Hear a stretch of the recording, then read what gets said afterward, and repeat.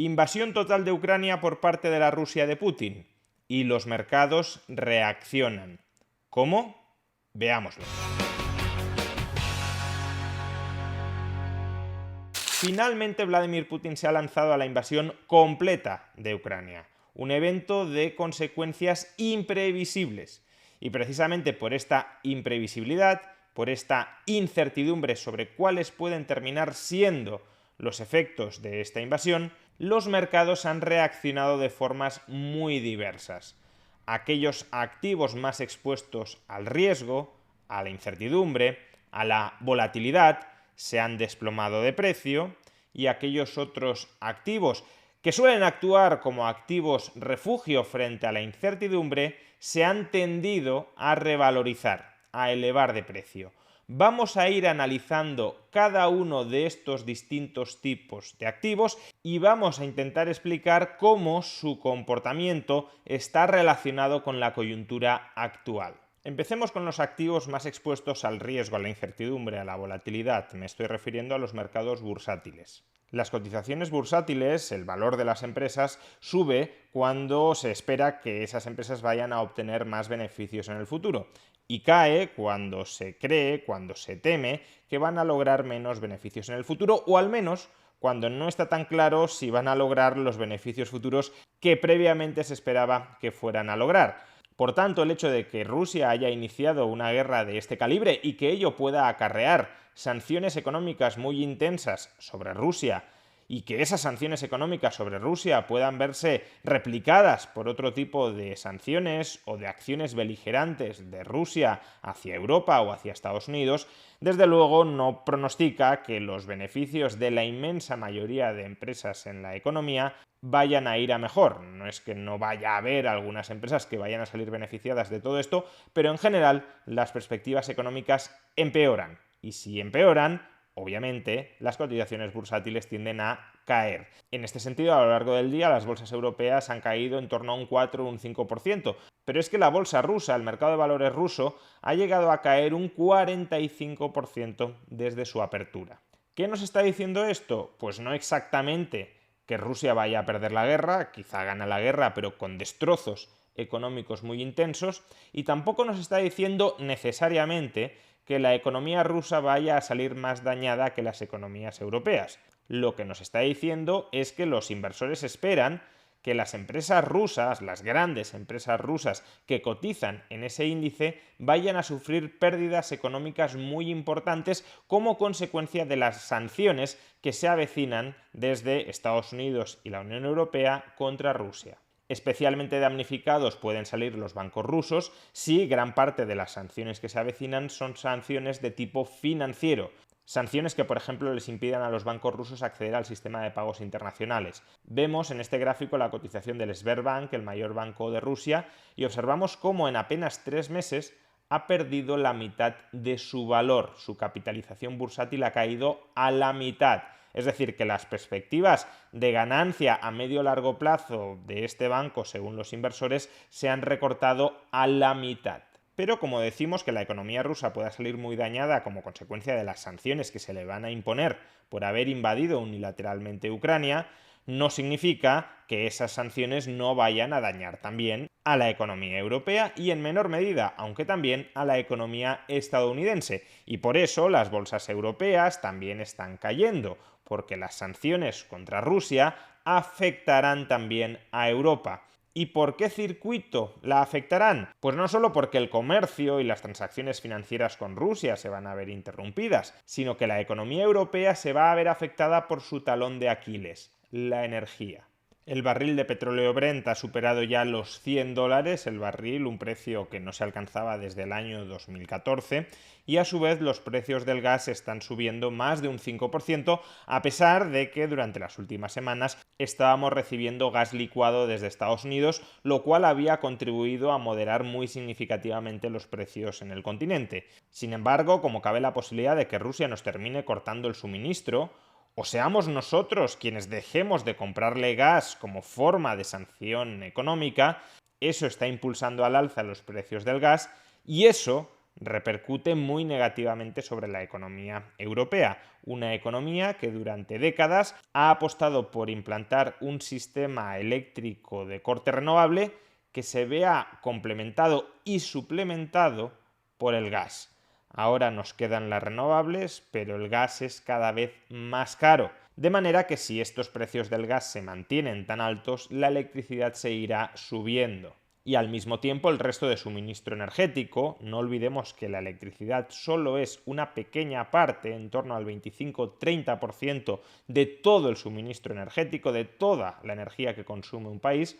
El resto del suministro energético, que son básicamente combustibles fósiles, petróleo y gas, pues si el petróleo y el gas están subiendo, no solo se encarece la electricidad, sino que se encarece toda la energía. Bien, y en medio de toda esta incertidumbre sobre cuál va a ser el curso futuro de la economía, ¿a dónde está yendo el dinero? Pues está yendo a lo que tradicionalmente se consideran activos refugio. ¿Qué son activos refugio? Por un lado, activos refugio son los pasivos, son las deudas de gobiernos que se perciben como solventes o como suficientemente solventes como para aguantar el chaparrón. Y en este sentido podemos observar cómo el precio de los bonos de Alemania, de Estados Unidos, pero también de España, se han revalorizado durante las últimas horas. Es decir, los tipos de interés de la deuda a 10 años de estos países y de muchos otros han caído. ¿Por qué? Porque estos activos están actuando como refugio, como escudo protector frente a la incertidumbre, dado que los estados tienen capacidad para extraer impuestos de los ciudadanos. Estos activos financieros, la deuda pública, cuenta con una garantía de repago mayor que la que pueden exhibir otros activos financieros privados, cuyo repago depende de la capacidad de comerciar, no de la capacidad de parasitar, de extraer recursos de terceros. Pero en cambio, en el caso de la deuda pública rusa, los tipos de interés se han disparado absolutamente en el día de hoy hasta igualar los máximos que se habían alcanzado con la anterior guerra en Crimea, en el año 2014. En este caso se unen varias circunstancias. Por un lado, ya ha habido sanciones de Estados Unidos en contra de Rusia que impide que el gobierno ruso coloque su deuda en los mercados occidentales, con lo cual los potenciales compradores de la deuda rusa se han reducido notablemente en cantidad, pero además también previsiblemente se anticipa que el Estado ruso no será tan solvente como para resistir una guerra a largo plazo si se terminan dando esas circunstancias, de manera que los mercados evalúan la solvencia rusa de manera bastante más negativa. Un mensaje adicional, aunque más matizado, lo podemos obtener a través del mercado de divisas. Las divisas, la moneda fiat que utilizamos, no es más que otro pasivo estatal, que otro pasivo gubernamental, y por tanto también actúa como activo refugio cuando vienen turbulencias. Ahora bien, para conocer el precio de una divisa no nos queda otro remedio que expresarlo en términos de otra divisa, de manera que aquí, como decía, la lectura es más matizada.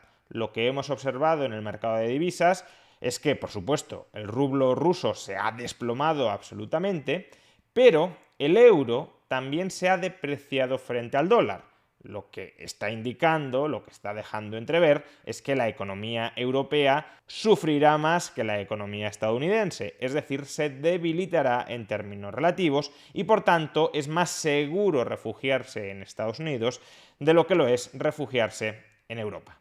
Desde el punto de vista de la política monetaria de los bancos centrales, es difícilmente imaginable que la Reserva Federal vaya a cambiar mucho el curso de subidas de tipos de interés que ya ha anunciado para Estados Unidos. Sin embargo, es fácilmente imaginable que el Banco Central Europeo, que durante los últimos días había apuntado, había abierto la puerta a la posibilidad de que se subieran los tipos de interés para contener la inflación en Europa, si, como hemos dicho, vienen dificultades económicas especialmente gravosas para Rusia y también para Europa, entonces el Banco Central Europeo no subirá los tipos de interés y si no sube los tipos de interés el Banco Central Europeo y la Reserva Federal sí lo hace, el dólar se revaloriza frente al euro. Y por último, activo refugio no solo son los títulos de deuda pública de gobiernos aparentemente solventes, sino también activos reales que tradicionalmente se hayan utilizado como activos refugio. Los activos reales tienen la ventaja de que carecen de riesgo de contraparte, es decir, nadie te puede impagar un activo real porque su valor está en el propio activo real. El activo real refugio por excelencia a lo largo de la historia ha sido el oro. Y no por casualidad, el oro hoy se ha apreciado de manera considerable. Y quien dice el oro, dice también, por ejemplo, la plata. No se ha revalorizado, sino todo lo contrario, Bitcoin. Bitcoin, que durante mucho tiempo se nos había dicho que podía actuar como un activo refugio similar al oro en tiempos de elevada incertidumbre, desde luego en el contexto actual no está comportándose de esa manera. Lo cual apunta más bien a la hipótesis de que Bitcoin puede actuar, en todo caso, como una reserva de valor a largo plazo contra el riesgo de confiscación gubernamental. Como ahora mismo no está habiendo ningún riesgo de confiscación de las propiedades de los ciudadanos, pues no tiene mucho sentido que los inversores redirijan sus inversiones hacia Bitcoin. Hay otros activos, como la deuda pública o el oro, que todavía hoy desempeñan mejor esa función de activo refugio frente a la incertidumbre que Bitcoin. Ahora bien, si la guerra avanzara en la dirección en que los gobiernos empezaran a confiscarnos nuestras propiedades, es muy probable que Bitcoin sí se revalorizara porque aumentaría su demanda para protegernos frente a esa rapiña. En definitiva, el mensaje económico que están transmitiendo los mercados a raíz de la invasión rusa sobre Ucrania es bastante claro. Debilidad económica, extrema incertidumbre e inflación por el lado de los costes. Una combinación desoladora para Europa.